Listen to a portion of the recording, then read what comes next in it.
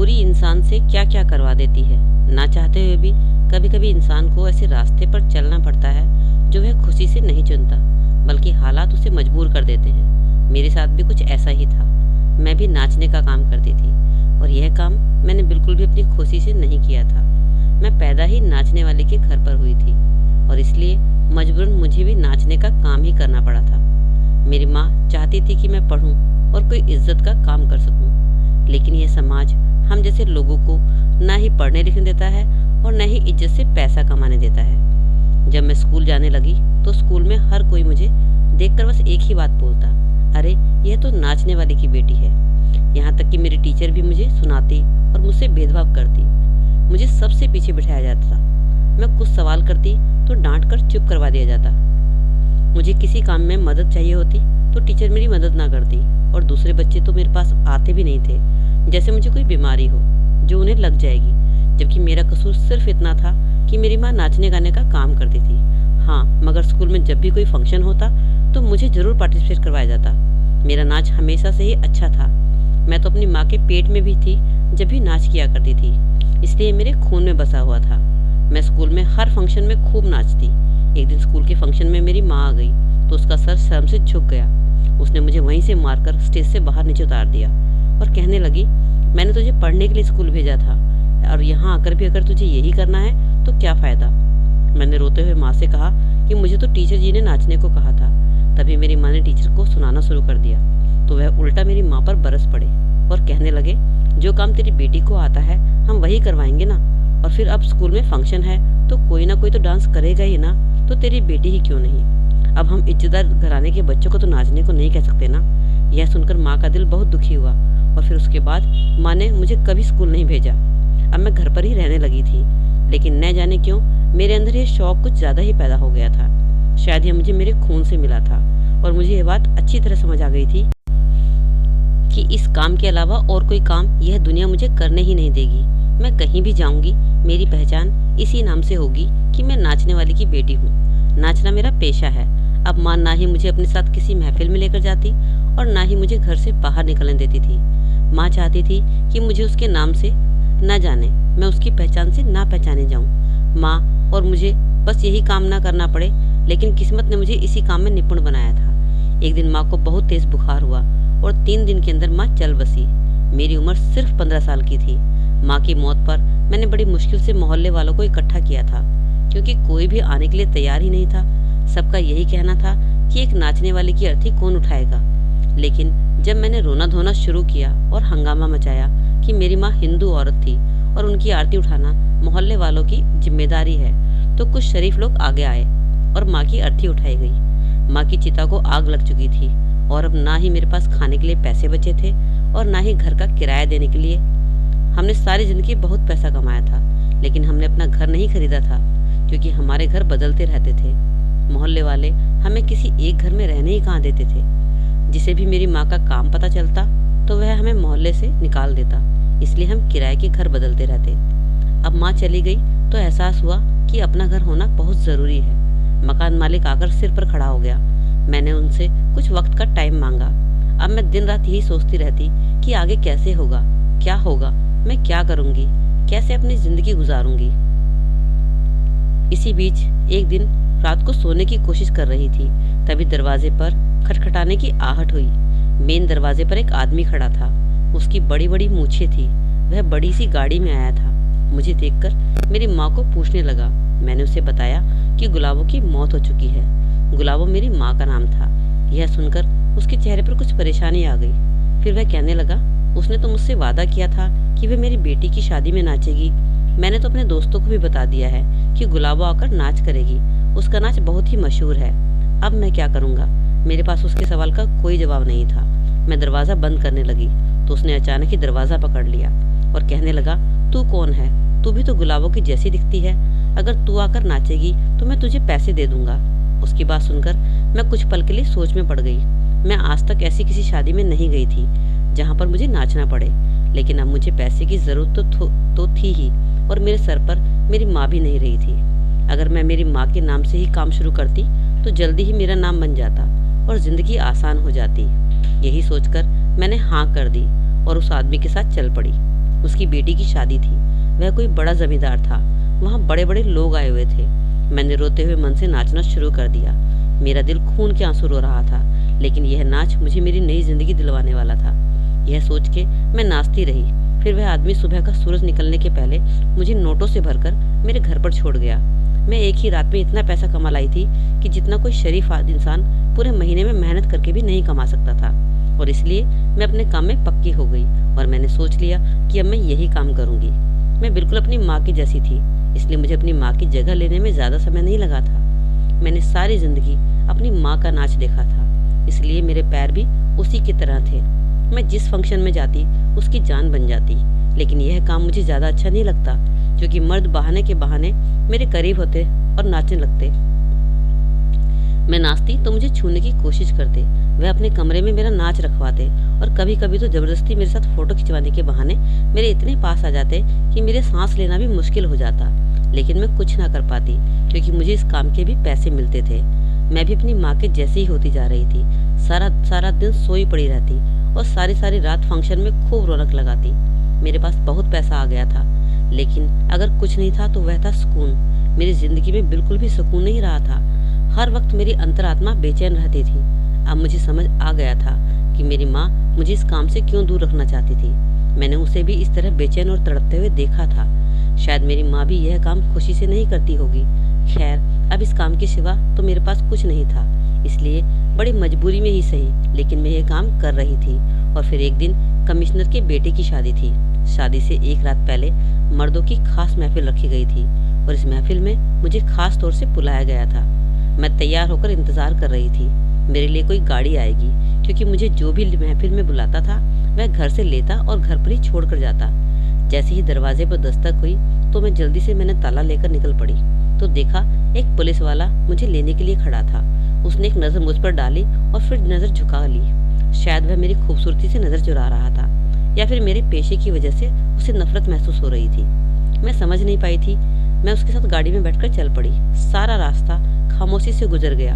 वह बहुत ही handsome police officer था। मेरी नज़र बार बार उसके ऊपर पड़ रही थी। अगर ऐसी इज्जतदार पुलिस वाला किसी औरत की जिंदगी में शामिल हो जाए तो वह कितनी भाग्यशाली होगी। यही बात मेरे दिल में चलने लगी थी।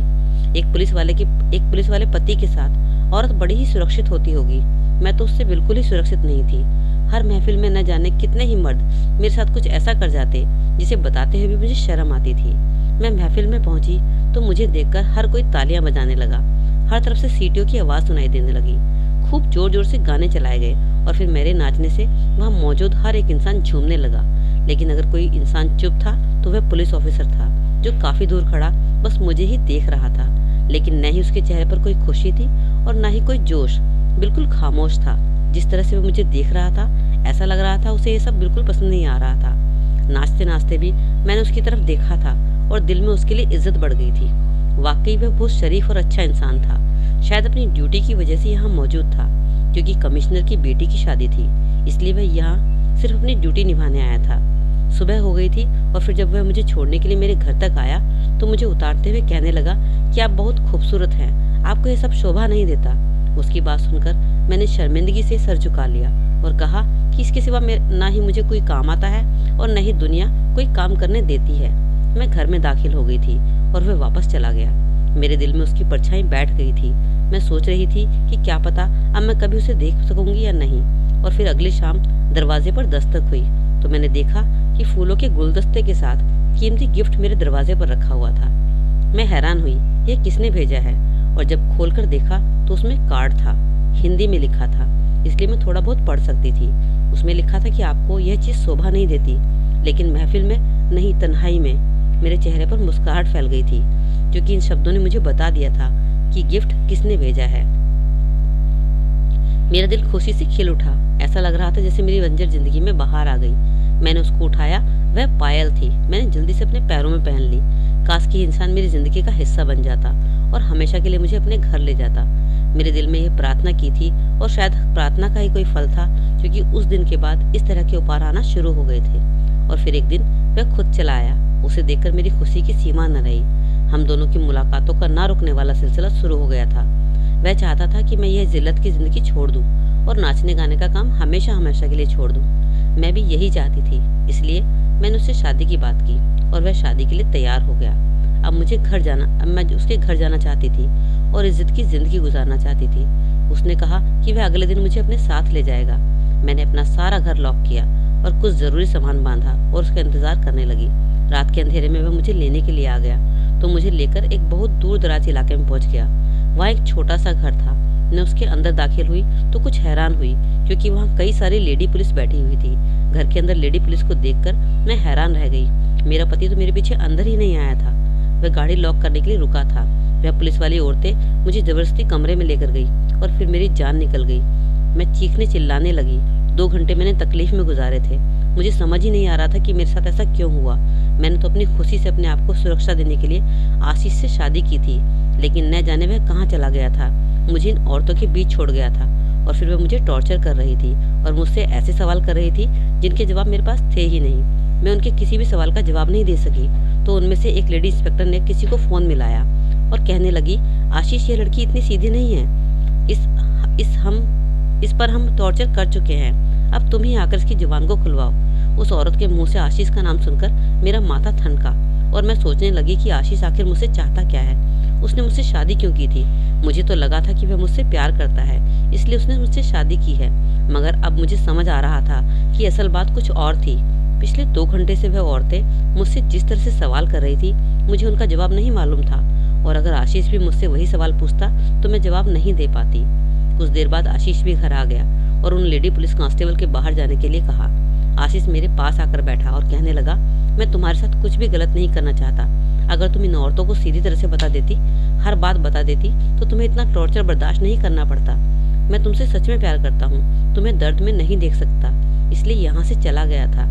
लेकिन मुझे नहीं मालूम था कि तुम इतनी जिद्दी निकलोगी कि उनके किसी भी सवाल का जवाब नहीं दोगी। मैंने रोते हुए आशीष से कहा, तुमने मेरे साथ धोखा किया है। शादी के नाम पर तुमने मुझे इन औरतों के हवाले कर दिया। यह क्या पूछना चाहती है, मुझे सच में नहीं पता है। मैं नहीं जानती कि वह कौन सा राज है जो ये मुझसे उगलवाना चाहती है। मैं तो इज्जत की जिंदगी गुजारना चाहती थी, इसलिए तुम्हारे प्यार में खुद को तबाह कर बैठी। लेकिन तुमसे अच्छे तो वह मर्द हैं जो मुझे पैसे देकर नाचने के लिए बुलाते हैं। कम से कम वह मेरा भरोसा तो नहीं तोड़ते। मेरी बात सुनकर वह चुप हो गया। मुझे अपने सीने से लगाते हुए तसल्ली देने लगा और कहने लगा कि मैं भी सच में तुमसे प्यार करता हूँ, लेकिन अपने फर्ज और जिम्मेदारियों की वजह से मजबूर हूँ। मुझे तुम्हारे पीछे इसलिए लगाया गया था ताकि मैं तुमसे वह राज हासिल कर सकूं जो तुम्हारी माँ ने मरने से पहले हमें नहीं बताया। लेकिन तुम भी अपनी माँ की तरह ही पक्की हो। मैंने आशीष से कहा, मुझे सच में नहीं मालूम कि तुम लोग किस फाइल की बात कर रहे हो। न ही मैंने अपनी माँ के पास कभी कोई लाल रंग की फाइल देखी और न ही मैं और मेरी माँ पढ़े लिखे थे। हम किसी के घर से कोई फाइल क्यों चुराते? पता नहीं क्यों तुम लोग हम पर इल्जाम लगा रहे हो। हम तो नाचने वाले जरूर हैं, मगर चोर नहीं हैं। मेरी बात सुनकर आशीष कहने लगा, तुम्हारी माँ इतनी सीधी नहीं थी जितना कि तुम कह रही हो। वह बहुत ही शातिर थी। बड़े बड़े लोगों के घरों में नाचने के लिए जाती थी और उनकी कमजोरी को अपनी मुट्ठी में दबा लेती थी। ऐसे ही वक्त में उसने एक मिनिस्टर के घर से बहुत अहम फाइल चुरा ली थी। शादी के घर में कोई और उसे नजर नहीं रख सका था और वह इतने में फाइल चुराकर भाग निकली। उस फाइल में बहुत अहम और खुफिया दस्तावेज हैं जो सरकारी हैं। अगर वह फाइल नहीं मिली तो बहुत मुसीबत होगी, इसलिए हम वह फाइल ढूंढने की कोशिश कर रहे हैं। जिस दिन मैं तुम्हें लेने के लिए तुम्हारे घर आया था, उस दिन मुझे पता चला कि तुम गुलाबों की बेटी हो, इसलिए मैंने जानबूझकर तुमसे प्यार का नाटक रचाया ताकि बातों ही बातों में मैं तुमसे फाइल के बारे में मालूम कर सकूं।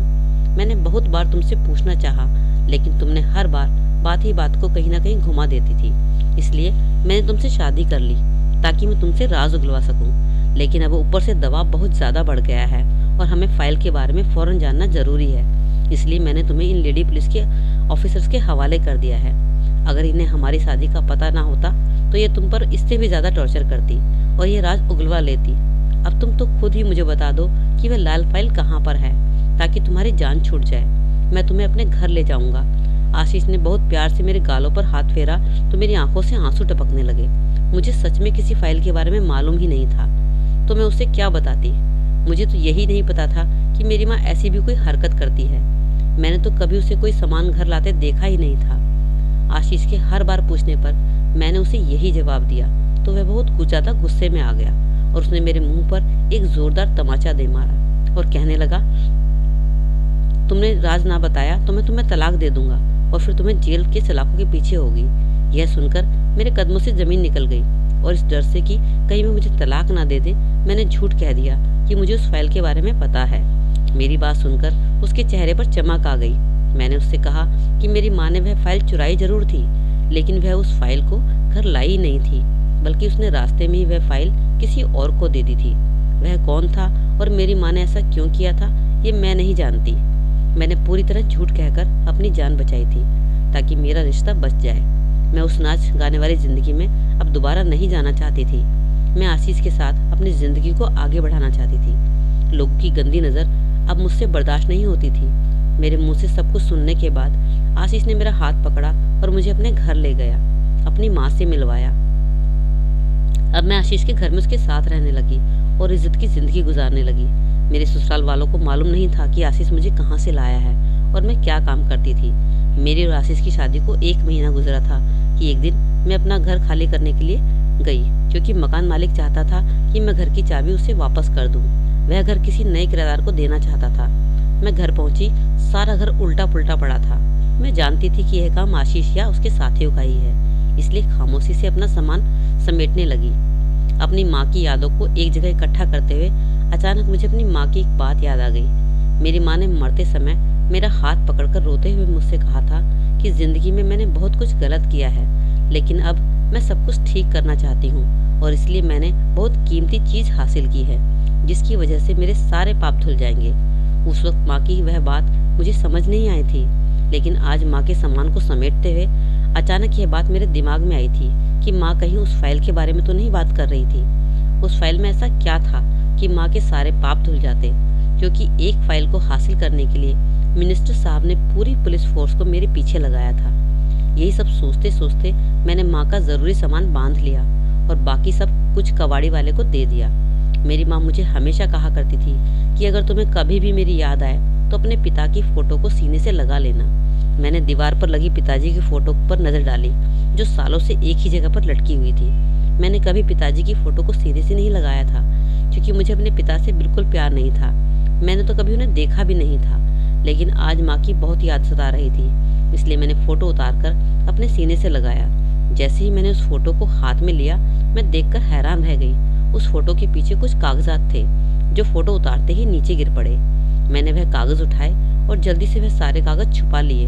पता नहीं क्यों मुझे ऐसा लग रहा था कि यह सब लोग मिलकर यही ढूंढ रहे थे। मैं पढ़ी लिखी नहीं थी, बस थोड़ी बहुत हिंदी आती थी, मगर इन कागजों में अंग्रेजी में लिखा था, लेकिन मुझे जानना था कि क्या लिखा है। इसलिए मैं खामोशी से अपने घर से निकली, ताला लगाया और अपनी दोस्त के घर पहुंच गई, जो बहुत पहले मेरे साथ स्कूल में पढ़ा करती थी। कभी कभी मुझसे मिल लिया करती थी, लेकिन अपने घर वालों के डर से उसने मुझसे कोई गहरा संबंध नहीं बनाया था। इत्तेफाक था कि उस वक्त उसके घर पर कोई मौजूद नहीं था, वह अकेली ही थी। मुझे देखकर बड़ी खुश हुई। उसे मेरी शादी की खबर मिल चुकी थी। मैंने जल्दी से उसे वह कागज दिखाया और कहा कि मुझे पढ़कर बताओ कि इस पर क्या लिखा है। मेरे कहने पर उसने तेज आवाज में पढ़ना शुरू कर दिया। सुनकर मेरे सर पर आसमान गिर पड़ा। उसमें मिनिस्टर के सारे काले कारनामों की गठरी थी। अपनी पोस्ट का फायदा उठाकर मिनिस्टर लड़कियों का कारोबार कर रहा था। इस बात की खबर मेरी माँ को हो गई थी। मेरी माँ ने वह फाइल चुरा ली, जिस पर सारी बात लिखी हुई थी कि लड़कियों को कब कहाँ से अगवा करके कहाँ पहुँचाया गया था। मेरी माँ अपने नाचने के काम को पसंद नहीं करती थी, लेकिन बहुत मजबूरी में यह काम कर रही थी। और जब उसे यह लगा कि वह कुछ दिनों की मेहमान है, तो अपने पाप को धोने के लिए उसे ये रास्ता नजर आया और उसने फाइल चुरा ली ताकि पुलिस के हवाले कर सके। लेकिन इससे पहले ही वह दुनिया से चली गई। और अब मैं जान गई कि अगर यह फाइल पुलिस वालों को मिल गई तो भी कोई मिनिस्टर के खिलाफ कार्रवाई नहीं करेगा, क्योंकि यहाँ कानून सच में अंधा है। गुनाहगार को सजा नहीं मिलती और बेगुनाह को जेल से निकालना मुश्किल था। मैंने बहुत ज्यादा सोच समझकर अपने दोस्त की मदद से इन सभी कागजात की वीडियो बनाई और उसे सोशल मीडिया पर डाल दिया और फिर फाइल को लेकर अपने पति के पास आ गई। आशीष मुझे देखकर कहने लगे, तुम कहाँ चली गई थी? मैंने वह फाइल उनके हाथ में पकड़ाई और उनसे कहा कि आप जिस चीज का पता मुझसे पूछ रहे थे वह यह है। अगर आप सच में ही ईमानदार हैं तो मिनिस्टर के खिलाफ रिपोर्ट दर्ज करें। सब पढ़कर आशीष भी चौंक कर रह गया था। उन्हें यही बताया गया था कि बहुत अहम कागजात हैं, इसे खोलने की भी अनुमति नहीं थी। लेकिन जब मैंने उन्हें सब कुछ बताया तो उन्होंने सारे कागज़ खुद चेक किए। उन्होंने मिनिस्टर साहब के खिलाफ रिपोर्ट भी दर्ज कर ली। अब आगे इस मामले में क्या होगा नहीं, हमें नहीं पता। हम दोनों डटे हुए हैं, लेकिन उन्हें कब तक अपने पैरों पर खड़ा रहने दिया जाएगा यह मैं भी नहीं जानती। हमारे देश में ईमानदारी से नौकरी करने को इस कदर मुश्किल बना दिया गया है कि अगर कोई इंसान सही रास्ते पर चलना भी चाहे तो उसे नौकरी से निकाल दिया जाता है। शायद इसलिए देश में ना तो चैन है और ना ही शांति और ना ही इंसाफ। तो दोस्तों, आपको कहानी कैसी लगी ज़रूर कमेंट सेक्शन में बताइएगा, और थोड़ी सी भी अच्छी लगी है और थोड़ी भी मोटिवेट आप हुए हो तो कहानी को लाइक ज़रूर कर दीजिएगा। चलिए फिर मिलते हैं अगली कहानी में, अगले वीडियो में। तब तक के लिए अपना ख्याल रखें। Okay then, take care, bye bye.